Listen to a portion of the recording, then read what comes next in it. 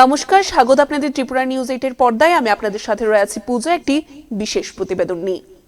ঝাড়খণ্ডের রাঁচিতে ছাত্র আন্দোলন, শিক্ষা ব্যবস্থার বিভিন্ন সমস্যার প্রতিবাদে উত্তাল হয়ে উঠেছে গোটা রাজ্য। বিভিন্ন দাবি দাওয়া নিয়ে উত্তাল হয়ে উঠেছে ঝাড়খণ্ডের রাজধানী রাঁচি। শিক্ষা ব্যবস্থার নানা অসঙ্গতি, নিয়োগ প্রক্রিয়ার স্বচ্ছতার অভাব, পরীক্ষার ফল প্রকাশে বিলম্ব এবং শিক্ষা প্রতিষ্ঠানগুলিতে পরিকাঠামোগত সমস্যার প্রতিবাদে রাস্তায় নেমেছেন হাজার হাজার পড়ুয়া। গত কয়েকদিন ধরে চলতে থাকা এই আন্দোলনকে কেন্দ্র করে শহরের বিভিন্ন এলাকায় উত্তেজনার পরিবেশ তৈরি হয়েছে। ছাত্রদের অভিযোগ, দীর্ঘদিন ধরে শিক্ষা সংক্রান্ত একাধিক সমস্যা সমাধানের আশ্বাস দেওয়া হলেও বাস্তবে তার কোনো প্রতিফলন দেখা যায়নি। ফলে বাধ্য হয়ে তারা আন্দোলনের পথ বেছে নিয়েছেন।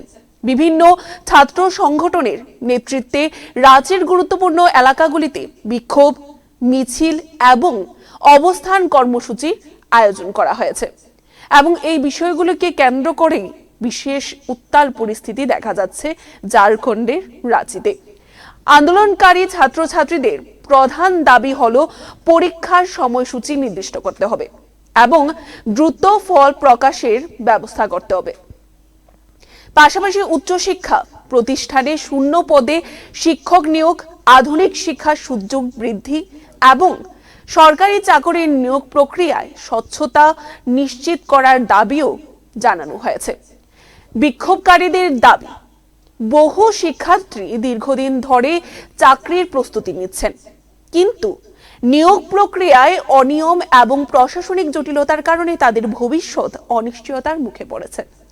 এর ফলে পড়ুয়াদের মধ্যে হতাশা ক্রমশ দিন দিন বাড়তেই দেখা যাচ্ছে। রাজ্যের বিভিন্ন কলেজ এবং বিশ্ববিদ্যালয়ের ছাত্রছাত্রীরা এই আন্দোলনে যোগ দিয়েছেন। বেশ কিছুদিন আগেও কিন্তু আমরা ঠিক বিভিন্ন বিষয়কে নিয়ে ছাত্র আন্দোলন দেখতে পেয়েছিলাম দেশের বিভিন্ন প্রান্তে। আন্দোলনের সমর্থনে অনেক অভিভাবকও এগিয়ে এসেছেন।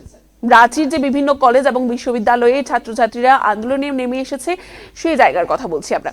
তাদের মতে শিক্ষার্থীদের দাবিগুলি অযৌক্তিক নয়, বরং শিক্ষার মান উন্নয়ন এবং ভবিষ্যৎ প্রজন্মের স্বার্থে সরকারকে দ্রুত কার্যকর পদক্ষেপ গ্রহণ করতে হবে।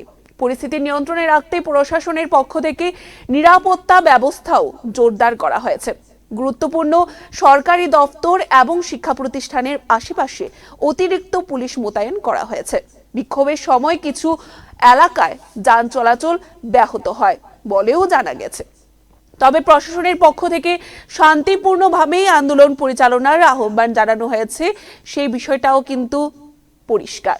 ছাত্র সংগঠনের এক প্রতিনিধির বক্তব্য, তারা কোনো সংঘাত চান না।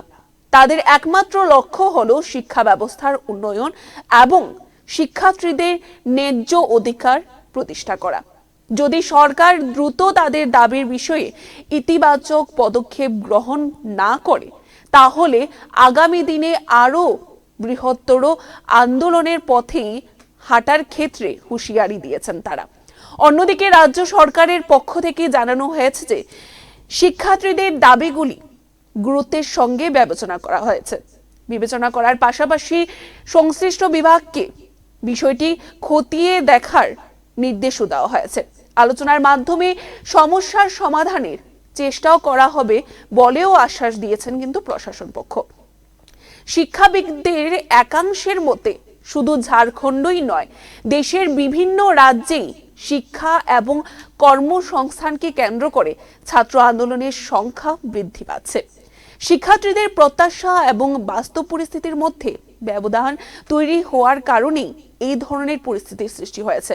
তাই সমস্যার স্থায়ী সমাধানের জন্য দীর্ঘমেয়াদী পরিকল্পনা গ্রহণ করা অত্যন্তই জরুরি। বিশেষজ্ঞদের মতে উচ্চশিক্ষা এবং কর্মসংস্থান একে অপরের সঙ্গে ওতপ্রোতভাবেই জড়িত।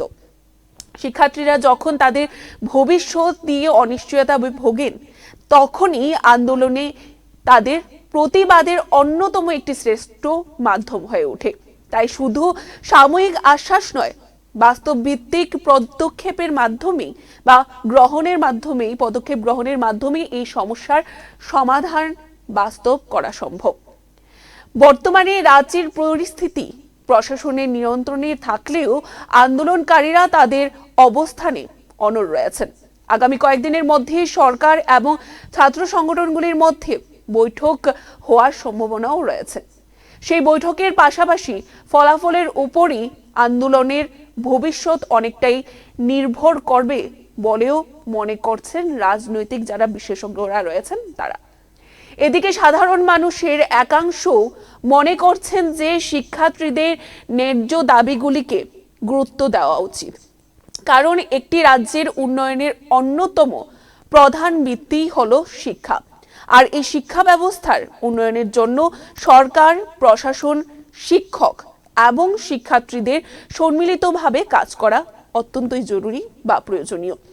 ছাত্র আন্দোলনের এই ঘটনাকে কেন্দ্র করে আবারও সামনে এসেছে দেশের শিক্ষা ব্যবস্থার বিভিন্ন সমস্যা।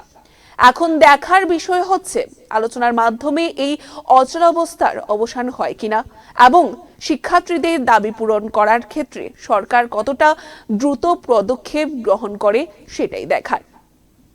আজকে আমরা এই বিষয়টির মাধ্যমে ঝাড়খণ্ডে ছাত্র আন্দোলনের যে মূল বিষয় রয়েছে সেটা আপনাদের সামনে তুলে ধরার চেষ্টা করেছি আমাদের এই ছোট্ট প্রতিবেদনে। আমরা আশা রাখবো আগামী দিনে সরকার পক্ষ বিষয়টির উপর দ্রুত পদক্ষেপ গ্রহণ করবে। এই বলেই আমাদের এখনকার এই বিশেষ প্রতিবেদন আমরা এখানেই শেষ করছি। পরবর্তী বিভিন্ন আপডেটস দেখতে অবশ্যই চোখ রাখবেন ত্রিপুরা নিউজ 8 এর পর্দায়। নমস্কার।